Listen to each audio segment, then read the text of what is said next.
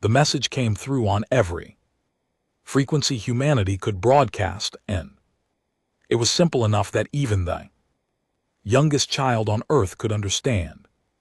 What it meant, the Galactic Council had denied Earth's petition for membership for the 14th time in 20 years, and this time they did not even bother to send a diplomatic explanation. The response was 3 words long, transmitted in cold, emotionless text. Application status rejected. No reasons given, no appeals offered, no future consideration promised. Earth was alone, and the galaxy wanted it that way. Commander Sarah Chin stood in the observation deck of the orbital station above Earth, watching the blue planet turn slowly beneath her boots, and she felt the familiar weight of anger pressing down on her chest. She had been 12 years old when the first rejection came through, old enough to understand that the aliens who controlled the galaxy saw humanity as beneath them, too primitive to join their club of advanced civilizations. She had been 17 when pirates from the Krello Confederacy raided the mining colony on Titan and killed 300 people, including her older brother, and the Council had done nothing because Titan was not under their protection. She had been 23 when she joined the Terran Defense Force, determined to do something, anything, to make humanity stronger, and now she was 31 and standing in the middle of the biggest secret the human species had ever kept. Behind her, the door hissed open and Director Marcus Hall stepped into the observation deck, his face lined with exhaustion and something that looked almost like satisfaction. He was 70 years old, a veteran of the First Contact Wars, and he had spent the last 15 years managing the project that would either save humanity or destroy it. He walked up beside Sarah and stared down at Earth, and for a long moment neither of them spoke. They rejected us again, Sarah said finally, and her voice was flat, emotionless, because if she let any feeling into it, she would start screaming, and she would not be able to stop. Marcus nodded slowly. No, I saw the transmission an hour ago. The Council made sure every human settlement in the system received it at the same time. They wanted us to feel it, wanted us to understand that we are nothing to them. Sarah clenched her fists, her nails digging into her palms. How much longer do we have to wait? How much longer do we let them treat us like animals? Marcus turned to look at her, and there was something dangerous in his eyes, something sharp and cold and absolutely certain. We don't wait anymore. Leviathan is ready. We launch in 72 hours. Sarah felt her heart skip a beat, and for a moment she could not breathe.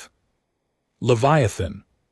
The name alone was enough to make her hands shake, because she had spent the last 8 years of her life working on that ship, pouring every ounce of her skill and determination into making it real.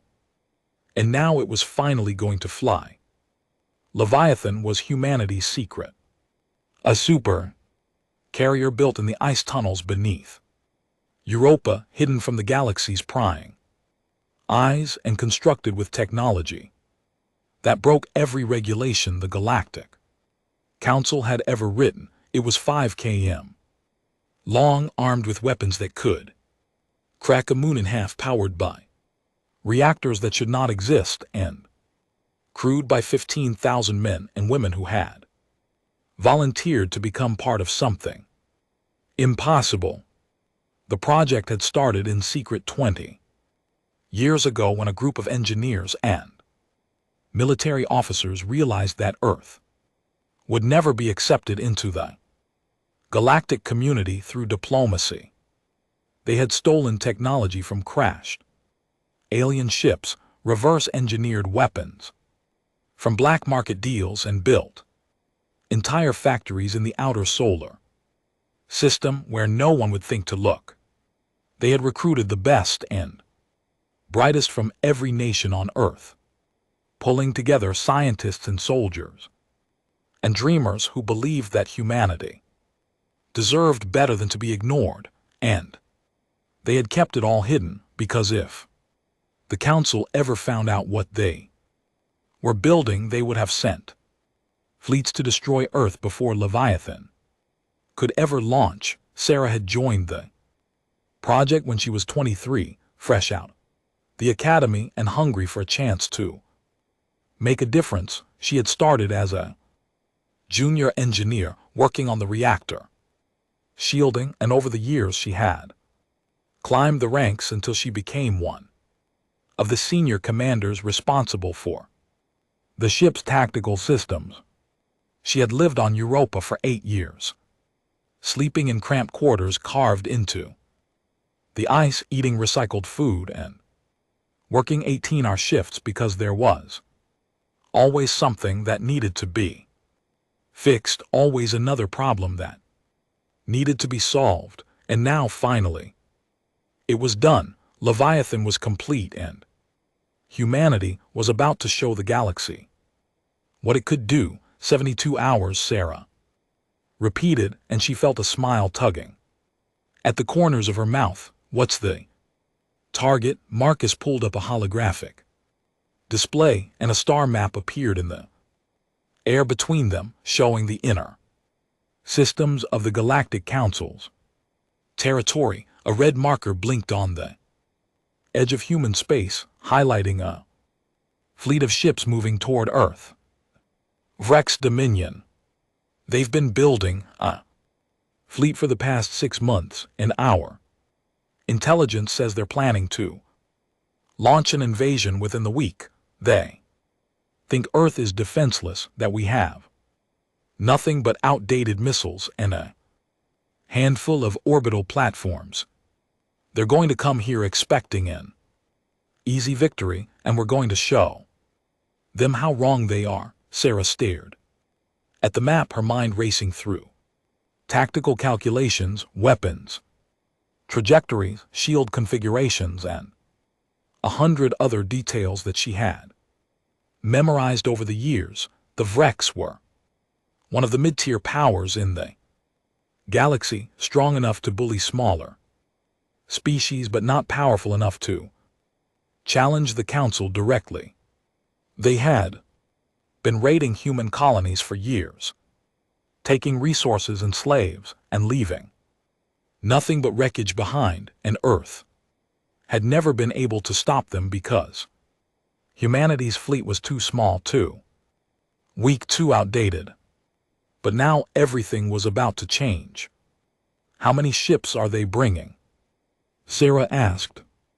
250, according to our scouts, cruisers, destroyers, carrier groups. They're bringing everything they have because they want to make a statement. They want to show the galaxy that humanity is theirs to take. Sarah felt a cold, fierce joy spreading through her chest. Then we'll make a statement too. We'll show them what happens when you underestimate Earth. Marcus nodded, and for the first time in weeks, Sarah saw him smile. Get your crew ready, Commander. In 72 hours, Leviathan launches, and the galaxy is going to learn that humanity is done asking for permission. The Vrex fleet arrived at the edge of Earth's solar system exactly when the intelligence report said they would, and they came in with all the confidence of a predator that had never known defeat. Admiral Carve stood on the bridge of his flagship, the Talon of Dominion, and watched the blue planet appear on his viewscreen, small and defenseless and utterly insignificant. He had led fleets into battle for 30 years, had conquered 12 worlds, and enslaved 6 species, and he knew exactly what Earth was worth. It was a Resource world, nothing more, a planet full of primitive creatures who barely understood the technology they were using. The Galactic Council had refused to protect them, which meant they were free for the taking, and Carvex intended to take everything. All ships maintain formation, Carvex ordered, his voice echoing across the fleet's communication channels. Prepare to engage orbital defenses. I want this over quickly. His officers moved efficiently across the bridge, and Carvex allowed himself a moment of satisfaction. This would be an easy victory, the kind that would earn him recognition from the Dominion's ruling council and perhaps even a promotion. Earth had no allies, no advanced weapons, no hope of survival. They would surrender within hours, and Carvex would return home with a new world under his control. But then something appeared on the scanners, something that should not have been there, and Carvex felt the first cold touch of uncertainty creeping into his mind. Admiral, his sensor officer said, and there was a tremor in her voice that Carvex had never heard before. We're detecting a massive energy signature near Europa. It's moving. Carvex frowned and stepped closer to the tactical display. What kind of energy signature? I don't know, sir. It's bigger than anything I've ever seen. Readings are off the scale. Whatever it is, it's generating enough power to run a planetary defense grid. Carvex felt his confidence waver just slightly, and he forced himself to stay calm. Bring it up on the main screen. I want to see what we're dealing with. The view screen flickered, and then the image changed, and Carvex felt his breath catch in his throat. Rising from the icy surface of Europa was a ship, but calling it a ship felt like calling a star a candle. It was enormous, a massive construct, dark metal and angular lines, bristling with weapons arrays and shield emitters, and launch bays that could hold entire fleets. It moved with terrible, deliberate grace, its engines burning with blue-white fire, and as it cleared Europa's atmosphere, Carvex saw the name painted across its hull in letters 10M. High Leviathan. What is that? Carvex whispered, and for the first time in 30 years he felt afraid. His tactical officer was frantically scanning the ship, and his voice was shaking when he spoke. Admiral, that ship is 5 km long. Its weapons output is, I don't even know how to describe it. It's carrying enough firepower to destroy our entire fleet. And its shields. Admiral, those shields are stronger than anything the Council has ever built. Carvex stared at the screen, his mind racing, trying to understand what he was seeing. Earth was supposed to be weak. Earth was supposed to be defenseless. This ship, this impossible, terrifying ship should not exist, and yet there it was, moving toward his fleet with the slow, inevitable certainty of a predator that knew it had already won. All ships opened fire. Carve shouted, and his voice cracked with desperation. Destroy that ship before it reaches us. The Vrex fleet opened fire, and 250 ships unleashed everything they had, filling the space between them and Leviathan with missiles and plasma bolts and kinetic rounds. It was enough firepower to shatter a moon, enough to vaporize a city, and for a brief, hopeful moment, Carvex thought it might be enough, but Leviathan's shields flared to life, a shimmering wall of energy that absorbed every shot without even flickering. Missiles exploded harmlessly against the barrier. The plasma bolts dissipated into nothing, and the kinetic rounds bounced off like pebbles thrown against a mountain. And then Leviathan fired. Back, the weapons arrays along. Leviathan's hole lit up, and the darkness of space was filled with light. Rail guns fired projectiles that moved faster than the eye could follow, punching through Wreck's shields like they were made of paper.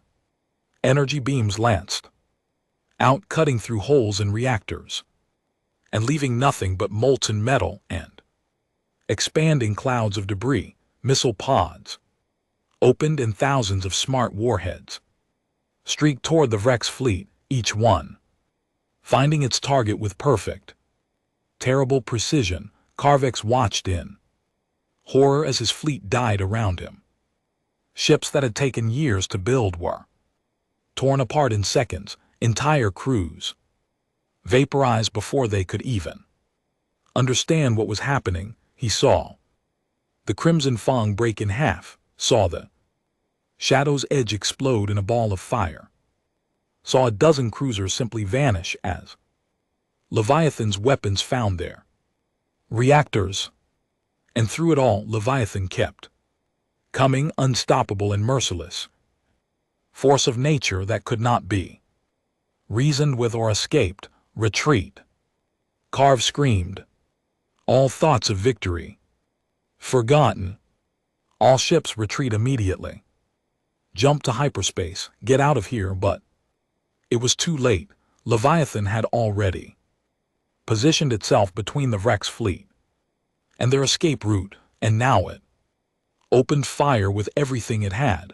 The last thing Carvex saw before his ship's reactor exploded was Leviathan filling his viewscreen, massive and terrible and absolutely unstoppable. And then there was nothing but light and heat, and the final terrible realization that he had led his fleet to die against an enemy they never should have challenged.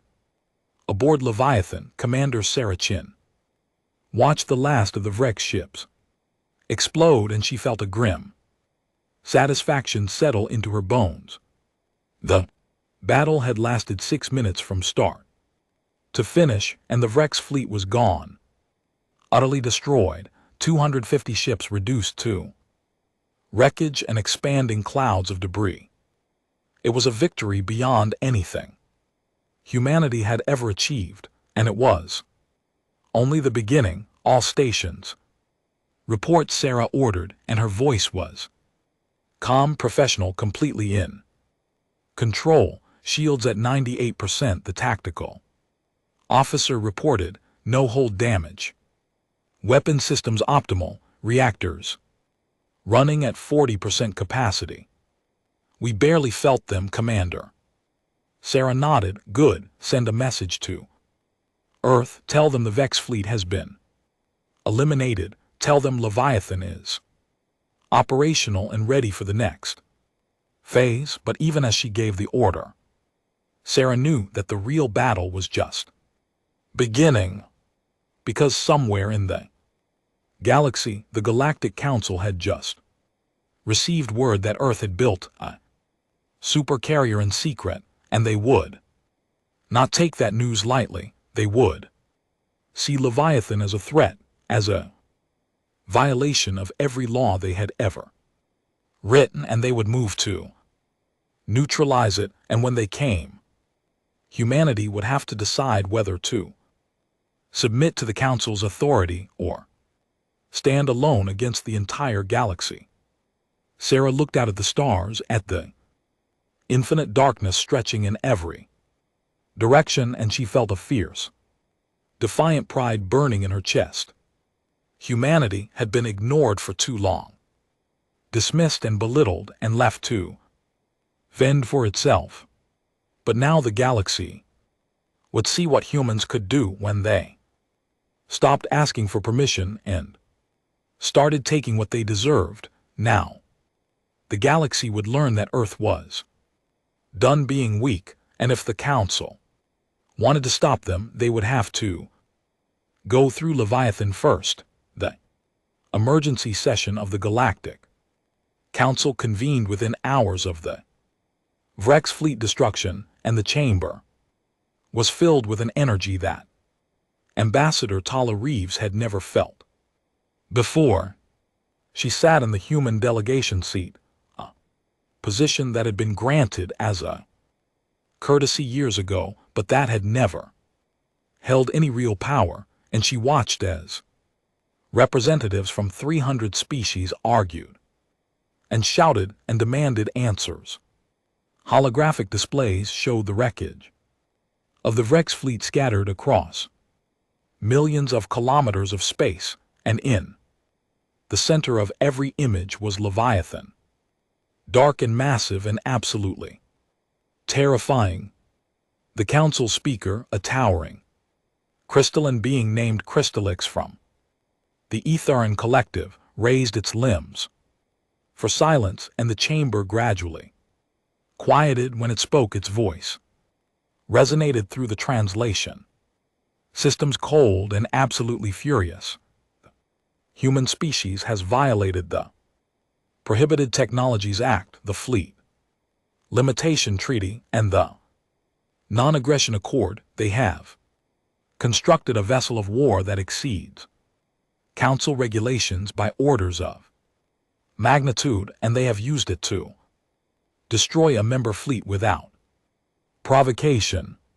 This is an act of war against the Galactic Council itself. Tala stood, her legs shaking but her voice steady. The Vex Dominion was planning to invade Earth. We defended ourselves against an unprovoked attack. That is not an act of war, that is self-defense, which is our right under galactic law. Crystallix turned its faceted head toward her, and Tala felt the weight of its attention. Like a physical thing, you defended yourselves with a weapon that should not exist. The technology aboard that ship is forbidden. The reactors alone violate 12 separate treaties. You have endangered the stability of the entire galaxy. We endangered nothing, Tala shot back, and she felt anger rising in her chest, hot and fierce and absolutely unstoppable. For 20 years, we begged this council for protection. For 20 years, we watched as our colonies were raided and our people were killed, and you did nothing. You rejected our applications for membership. You ignored our pleas for help, and you left us to die alone. So we built Leviathan, and we did it in secret because we knew that if you found out, you would destroy us before we could ever defend ourselves. Don't you dare stand there and call us criminals when you abandoned us first. The chamber erupted in chaos, species shouting in 100 different languages, and Tala stood in the middle of it all, her heart pounding, knowing that she had just said things that could never be taken back, but she did not care. She was done being polite, done being patient, done pretending that the Council had humanity's best interests at heart. Crystallix raised its limbs again, and slowly the chamber quieted. The Council will vote on the human question. All species in favor of immediate military action against Earth signify. Now Tala watched as the vote counters lit up and her stomach twisted into knots. 217 species voted in favor of military action, 53 voted against, 30 abstained. It was not enough to authorize an invasion, but it was enough to authorize sanctions, blockades, and the seizure of human assets throughout Council space. The motion fails, Crystallix announced, and there was something almost like disappointment in its voice. However, the Council hereby authorizes the immediate seizure of the vessel known as Leviathan. Human forces are ordered to surrender the ship to Council authority within 72 hours or face complete economic isolation and military blockade. This session is adjourned. Tala stood frozen as the chamber emptied around her. and she felt a cold, terrible certainty settling into her bones. The Council was afraid of Leviathan, afraid of what it represented, and they would not rest until they controlled it, or destroyed it, and if Earth refused to hand over the ship, the Council would move to crush humanity with everything they had. She pulled out her communication device and sent an encrypted message to Director Hall on Europa. Council voted to seize Leviathan. We have 72 hours. What are our orders? The response came back within minutes, and it was exactly what Tyler expected. Orders are simple. We do not surrender. Prepare for war. Back on Leviathan, Commander Sarah Chin stood in the main briefing room surrounded by her senior officers, and she watched as Director Hall's message played on the main screen. The old man looked tired, but his voice was strong and absolutely certain. The Council has demanded that we surrender Leviathan, and I'm sure none of you are surprised. They're afraid of us, afraid of what we represent, and they want to take away the only thing that keeps us safe. But we are not going to let that happen. Sarah felt her jaw tighten. What are our orders, Director? Hall leaned forward, and there was fire in his eyes. We fight, we take Leviathan, and we leave the solar system before the Council can send a fleet to stop us. We find allies, species that are tired of Council control, planets that want their freedom. We build a coalition, and we show the galaxy that there is another way, a way where species are not crushed under the Council's boot. And if the Council comes after us, we fight them too. One of the officers, a grizzled veteran named Captain Rodriguez, spoke up. Director, we're talking about going to war with the entire Galactic Council. They have thousands of ships, billions of soldiers. We have one ship, no matter how powerful it is. Hall nodded slowly. I know the odds, Captain, but we've beaten the odds before. We built Leviathan when everyone said it was impossible. We defeated the Vex when they thought we were defenseless. And we will survive this too, because humanity does not give up, and we do not surrender. So I'm asking you now, all of you, are you with me? Sarah looked around the room at the faces of men and women who had given everything to build this ship, who had sacrificed years of their lives to make humanity stronger. And she saw the same determination burning in every pair of eyes. They knew what they were being asked to do, knew the risks and the dangers, and they were willing to face it all because they believed in something bigger than themselves. We're with you, Sarah said, and her voice was steady and absolutely certain. All of us. We in LT, UNC, and GT, LL take Leviathan, and will show the galaxy what humanity can do. Hall smiled, and for a moment he looked years younger, the weight of command lifting from his shoulders. Then let's get to work. We launch in 24 hours, and when we do, the galaxy is going to change forever. Over the next day, Leviathan prepared for departure. Supplies were loaded, weapon systems were calibrated, and crew members said their goodbyes to loved ones back on Earth, knowing that they might never see them again. Sarah worked through the night, checking every system, every circuit, every line of code, making sure that Leviathan was ready for whatever the galaxy could throw at them. And when the final countdown began, she stood on the bridge beside Director Hall, watching as Europa's icy surface fell away beneath them, and she felt a sense of purpose that she had never known before. All stations report ready, the helm officer Announced, reactors at full power. Weapons armed, shields at maximum. We are ready to jump. Paul looked at Sarah, and she saw pride in his eyes, pride in hope and absolute confidence. Commander Chen, take us out. Sarah turned to the helm officer and gave the order that would change everything.